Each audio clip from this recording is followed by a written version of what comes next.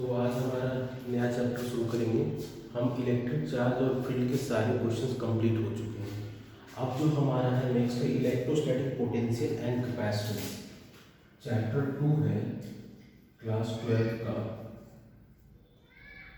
Chapter 2 है। ये क्या है? Electrostatic potential and capacitance. Basically ये होता क्या है? इलेक्ट्रोस्टैटिक पोटेंशियल या फिर पोटेंशियल डिफरेंस, ये सब होता क्या है? तो बेसिकली देखिए क्या होता है। इसके लिए हमें एक चीज पढ़ना पड़ेगा, व्हाट इज टेस्ट चार्ज। एक टर्म होता है टेस्ट चार्ज। ये होता क्या है? This is what.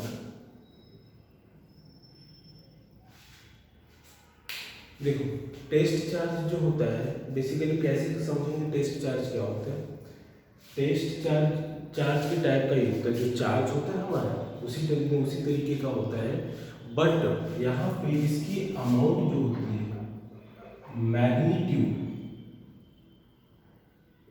Is very small.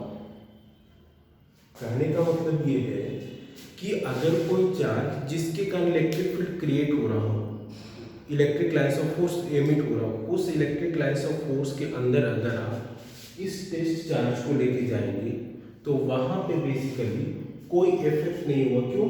क्योंकि इसका मैग्नीट्यूड बहुत स्मॉल होता है। तो मैग्नीट्यूड बहुत स्मॉल होने के कारण क्या होगा कि यहाँ पे जब मैग्नीट्यूड बहुत स्मॉल होता है तो ये अपना electric lines of force create नहीं कर पाएगा, मतलब कि नेग्लिजिबल होगा। कहने का मतलब कि कोई एक चार्ज है Q1 जो कि पॉजिटिव नेचर का है, तो इसके कारण इलेक्ट्रिक फील्ड हमारे इस तरीके से क्रिएट होता है चारों तरफ, लाइक दिस। अब इस रीजन के अंदर अगर हम कोई टेस्ट चार्ज को हम रिप्रेजेंट करते हैं हमेशा Q नॉट से, इजी होता है पहचानना, इसलिए हम Q नॉट से रिप्रेजेंट करेंगे किसको?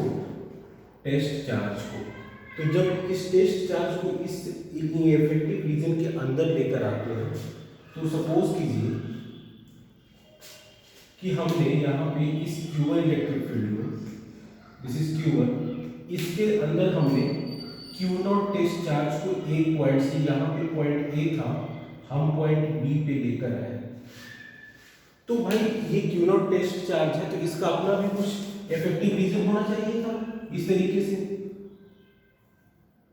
से कुछ अपना भी रीजन होना चाहिए था ना। इलेक्ट्रिक लाइन्स ऑफ फोर्स ये भी क्रिएट करता है तो Q नॉट से अपना रीजन क्रिएट होना चाहिए। बट हमने क्या कहा? Magnitude is very small. जब इसका मैग्नीट्यूड बहुत स्मॉल होता है तो उस केस में ये अपना इफेक्टिव रीजन क्रिएट नहीं कर पाता है। कहने का मतलब ये है कि अगर हम टेस्ट चार्ज को किसी ऐसे चार्ज के कारण इफेक्टिव रीजन में ले जाते हैं जहां पे ये हमारा कोई पॉइंट B है, तो हम ऐसे रीजन में ले जाते हैं तो इसके कारण इसके इलेक्ट्रिक लाइन्स ऑफ फील्ड पे कोई इफेक्ट नहीं होता। क्यों? क्योंकि इसकी क्वांटिटी बहुत स्मॉल होती है। ठीक है, तो इसीलिए इसको बोला था टेस्ट चार्ज। नाम ही इसका टेस्ट। हम किसी चीज पे टेस्ट करने के लिए इस चार्ज को ले जाते हैं। That means its magnitude, it's quantity is very small. तो अब चलते हैं हम। तो टेस्ट चार्ज समझ में आ गया। ये इंपॉर्टेंट था हमें इलेक्ट्रोस्टैटिक पोटेंशियल और पोटेंशियल डिफरेंस समझने के लिए। तो अब ये हमारा इलेक्ट्रोस्टैटिक पोटेंशियल डिफरेंस, पहले हम पोटेंशियल डिफरेंस पढ़ेंगे फिर पोटेंशियल पढ़ेंगे। तो पोटेंशियल डिफरेंस बेसिकली होता क्या है समझिए। देखिए पोटेंशियल डिफरेंस होता है कि अगर किसी चार्ज के कारण, अगर सपोज कीजिए ये कोई चार्ज है तो इस चार्ज के कारण कोई हमारा जो होगा, हाँ ठीक है, जस्ट ओके ठीक है, ये हमारा चार्ज है Q1, तो इसको हमने बोला सोर्स चार्ज। इसको हमने क्या बोला? Source charge. जब इस चार्ज के कारण कोई रीजन क्रिएट होगा इसका अपना इफेक्टिव रीजन इस तरीके से, तो हम मान लीजिए कि यहाँ पे इसका रीजन इस तरीके से यहाँ तक है, यहाँ तक इसका इफेक्टिव रीजन है।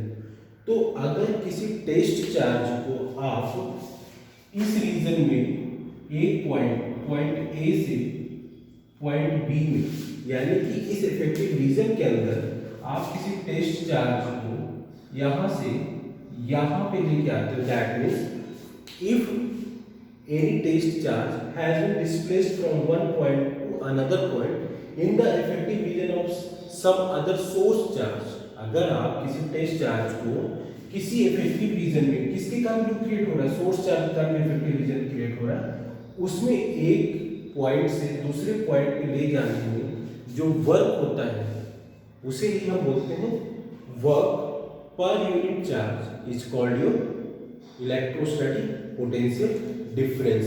तो यहाँ पे हमने बोला work to be done for taking a charge from point A to point B in the effective region of certain source charge, किसी एक इफेक्टिव रीजन किसके कारण, ये जो सोर्स चार्ज का प्रोड्यूस हो रहा है उसमें किसी टेस्ट चार्ज को एक प्लेस से दूसरे प्लेस में ले जाने पर जो वर्क डन होता है उसी को हम बोलते हैं पोटेंशियल डिफरेंस। तो अब यहाँ पे हम पढ़ रहे थे क्या, पोटेंशियल डिफरेंस, क्या बोल रहे थे, पोटेंशियल डिफरेंस। तो यहाँ पे जो सबसे इंपॉर्टेंट चीज है वो ये है कि पोटेंशियल डिफरेंस जो होता है हमारा, किसी सोर्स चार्ज का जो इफेक्टिव रीजन क्रिएट होता है उस इफेक्टिव रीजन में एक पॉइंट से दूसरे पॉइंट पे किसी टेस्ट चार्ज को ले जाने में जो वर्क डन होता है उसे हम बोलते हैं पोटेंशियल डिफरेंस। और पोटेंशियल को हम रिप्रेजेंट करते हैं V से, ठीक है। तो पोटेंशियल डिफरेंस मतलब दो पॉइंट के बीच का, तो यहाँ पे लिखेंगे VAB this equals to VA minus VB, मतलब A से B के बीच का पोटेंशियल। और ये हमने बोला work to be done for taking a charge from one point to another point in the effective region of certain source charge. Source कौन है, ये जो इफेक्टिव रीजन क्रिएट हो रहा है इस तरीके से चारों तरफ, ये किसके कारण, इस सोर्स चार्ज का। तो work to be done per unit test charge, ये होता है हमारा, दिस इज पोटेंशियल डिफरेंस।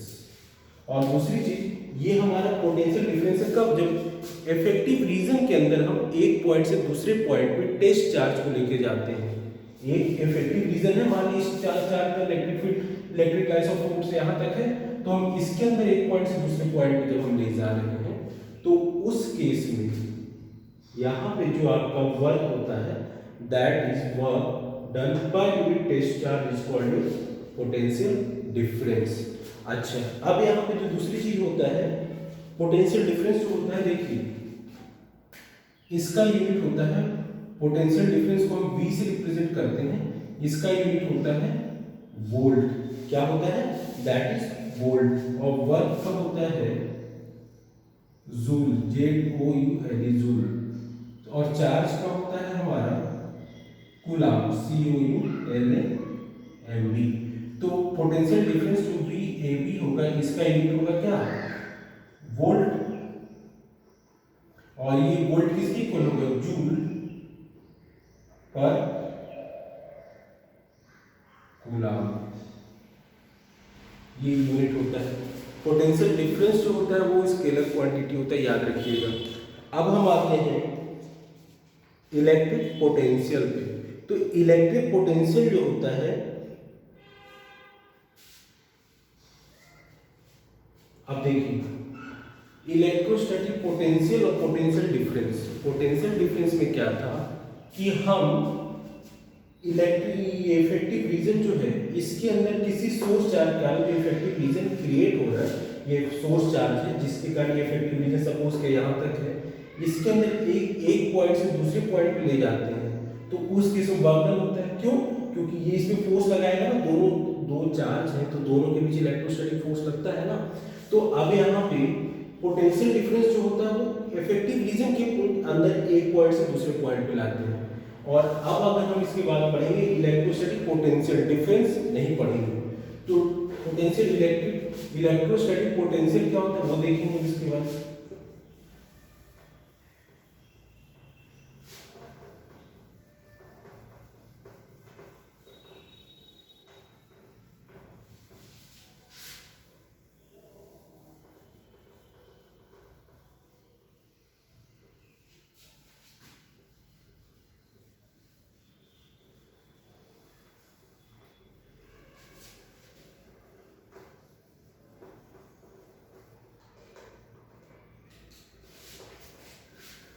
तो इलेक्ट्रिक पोटेंशियल और पोटेंशियल डिफरेंस में क्या करते हैं देखिए। इलेक्ट्रोस्टैटिक पोटेंशियल, इलेक्ट्रोस्टैटिक पोटेंशियल, अब ये क्या होता है भाई? तो जब हम किसी इफेक्टिव रीजन में, ये मान लीजिए सोर्स चार्ज है Q1, इसमें हम इन्फिनिटी से पहले क्या था हमारा, ये जो सोर्स चार्ज था इसमें यहां तक इफेक्टिव रीजन था, तो पॉइंट ए से पॉइंट बी पे लेके आ रहे थे, यानी कि इसके अंदर ही। लेकिन अब ऐसा नहीं है, ये मान लीजिए इसका इफेक्टिव रीजन है, तो कहीं इन्फिनिटी से अगर हम किसी टेस्ट चार्ज को लेके आते हैं, तो टेस्ट चार्ज को इन्फिनिटी से किसी एक पर्टिकुलर पॉइंट पे लाते, मान लीजिए पॉइंट ए है, तो यहां से हम टेस्ट चार्ज को लेके आए, तो उस केस में जो वर्क डन होता है that is your electrostatic potential. Potential difference में इस इफेक्टिव रीजन के अंदर ही एक पॉइंट से दूसरे पॉइंट पे हम इसको मूव करवाते थे, इसकी और मूव करवाने पे क्या होता था, इलेक्ट्रोस्टैटिक फोर्स इन दोनों के बीच वर्क करता था। यहाँ पे ऐसा नहीं है, इस बाहर कहीं इनफाइनाइट पॉइंट, इनफाइनाइट मतलब कि बहुत ही दूर जिसको आप काउंट ना कर सके, वहां से किसी एक पर्टिकुलर पॉइंट पे जब हम लेकर आते हैं किसी टेस्ट चार्ज को, तो उस केस में जो वर्क डन होता है that is your electrostatic potential, और इसे हम V से रिप्रेजेंट करते हैं, और this equals to W upon Q0। ठीक है, तो ये होता है हमारा इलेक्ट्रोस्टैटिक पोटेंशियल। अब हम इसका फॉर्मूला डिराइव करेंगे, कितने मिनट का लेक्चर हो गया? 12 मिनट का। हम इलेक्ट्रोस्टैटिक पोटेंशियल V का फॉर्मूला नेक्स्ट वीडियो में अपलोड करेंगे, क्योंकि थोड़ा सा लेक्चर लंबा हो जाएगा फिर। अच्छा, एक चीज और, ये जो हमारा इलेक्ट्रोस्टैटिक पोटेंशियल होता है इसका भी यूनिट क्या होगा, वोल्ट होगा। V फॉर वोल्ट, वर्क का जूल JOUL, और इसका कूलम।